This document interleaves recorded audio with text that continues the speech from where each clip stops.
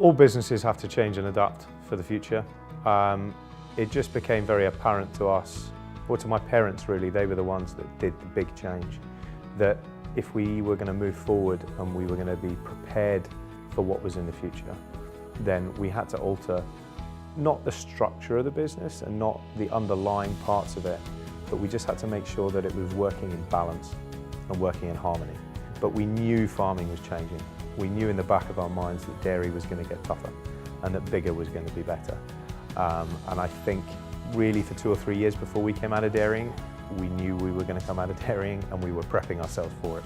But we knew change was afoot, and we just had to make sure that each piece of the pie was helping each other.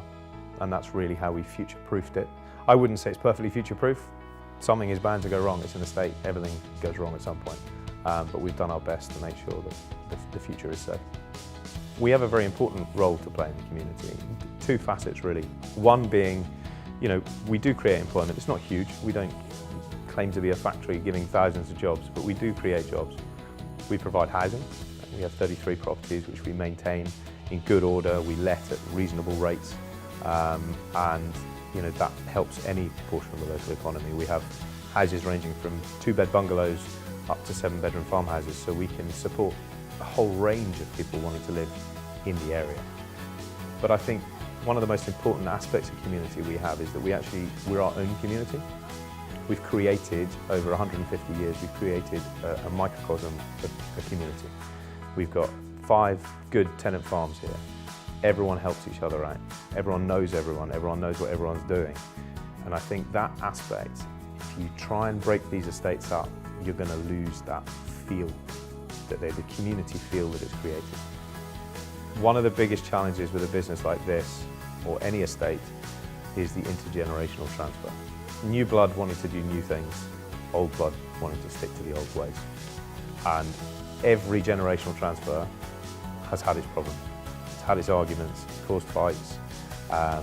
Especially, one generation has created a business, in comes a new generation and says, no, you've done that wrong, you've done that wrong, you've done that wrong. It doesn't matter what business it is, as child takes over from parent, they want to change things. It's uncomfortable. My one piece of advice was a bit of advice I was given by my cousin who did this 10 years before me at a different house, is he said, don't reinvent the wheel.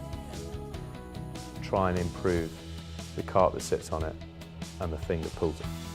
To carry on enhancing a farming enterprise is huge. We have to accept now in farming, bigger is better. There is always space for small enterprises and they work, but for general production of crops, bigger is better. You have an in-hand farm and tenant farms in the northeast of Scotland of the size that we have, 3 to 4, 500 acres, are virtually non-viable without subsidy. That is becoming very apparent to our tenants. Their children don't want to carry on farming. So over the next 10, 15, maybe 20 years, we predict that every single tenant farm will come back in hand. So that will then mean we are farming the whole estate, which is much more economical. Big economies of scale. We're doing it all under contract. We don't have any of our own machinery. It's not a game I want to get into, it's just too high risk. And that then should provide stability to maintain the rest of the business arm. And the other thing is just to carry on looking for alternatives, carry on looking for different streams of business. Renewables is a great one. We're hopefully building in the next year or 2 Scotland's largest solar farm on a disused airfield, which will not only secure the estate for a very long time, but also it will help towards our green energy credentials. We already run this whole house off biomass boilers, so we don't burn any oil at all. So I think having a solar farm will just be another string to the bow.